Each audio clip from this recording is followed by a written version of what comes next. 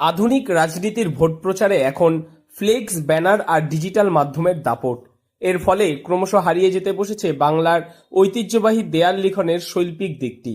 কিন্তু এই ডিজিটাল ঝড়ের মাঝেই দেওয়াল শিল্পকে হাতিয়ার করে অভিনব প্রচার শুরু করল তৃণমূল কংগ্রেস।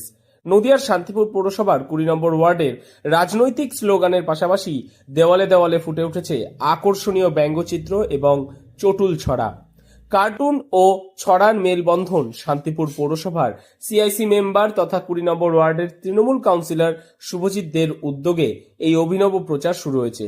এদিন তুলি হাতে দেওয়ালে অঙ্কন ফুটিয়ে তুললেন তিনি নিজেও। একদমই তাই। দেখুন, এখন যে রাজনীতি চলছে, যে একটা অপসংস্কৃতি এসে গেছে, আমরা বিগত দিনে দেখেছি যে রাজনীতি হতো একটা সুষ্ঠুভাবে একটা শালীনতা বজায় থাকতো।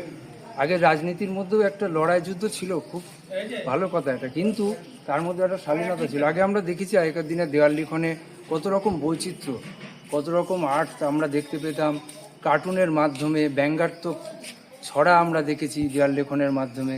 কিন্তু এখন সমাজ ব্যবস্থা, রাজনীতিটা এমন এসে গেছে, সে দেওয়াল লেখন বলুন, ভোট প্রচার বলুন, মানুষের মধ্যে একটা অসচেতনতা, আজকে মানে একদম অসুস্থ পরিবেশের মধ্যে আজকে ভোট গ্রহণ পর্ব আমাদের রাজ্যে চলছে। দেয়াল যেটা লিখেছেন একটা, এরকমই কি অনেক দেয়ালে হবে? অবশ্যই আমাদের ওয়ার্ডে আমরা এরকমভাবে আরও অনেক তথ্যচিত্র আমরা তুলে ধরবো, এরকম ব্যঙ্গাত্মক, এরকম আরও সংস্কৃতি বজায় রেখে, ভাষা শালীনতা বজায় রেখে আমরা এরকম দেওয়াল লিখন করব।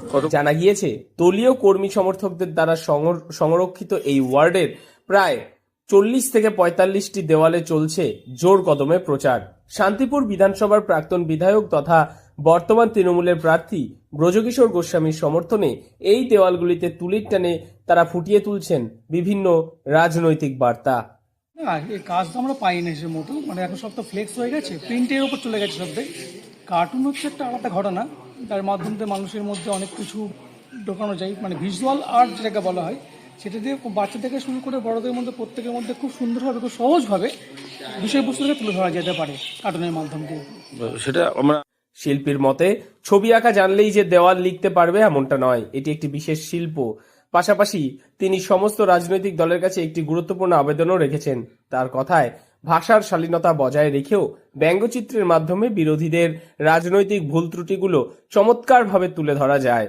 আর এই ধরনের সৃজনশীল প্রচার সাধারণ ভোটারদের অনেক বেশি আকর্ষণ করে। এছাড়াও কাউন্সিলর শুভজিৎ দে জানান, বর্তমান রাজনৈতিক অস্থিরতার মাঝে দেওয়ালগুলির মাধ্যমে দ্রুত সম্প্রীতির বার্তা ছড়িয়ে দেওয়া হচ্ছে। প্রচারে যে বিষয়গুলি গুরুত্ব পাচ্ছে তা হলো কেন্দ্রের সমালোচনা। বর্তমানে বিজেপি পরিচালিত কেন্দ্রীয় সরকারের আমলে রান্নার গ্যাস সহ নিত্য প্রয়োজনীয় জিনিসপত্র অগ্নিমূল্য এবং সাম্প্রতিক রাজনৈতিক অস্থিরতা ও নাগরিক হয়রানির চিত্র তীব্র শ্লেষের মাধ্যমে তুলে ধরা হচ্ছে। উন্নয়নের খতিয়ান, রাজ্যের মা মাটি মানুষের সরকারে চালু করা বিভিন্ন জনহিতকর প্রকল্পগুলির কথা বিস্তারিতভাবে ফুটিয়ে তোলা হচ্ছে।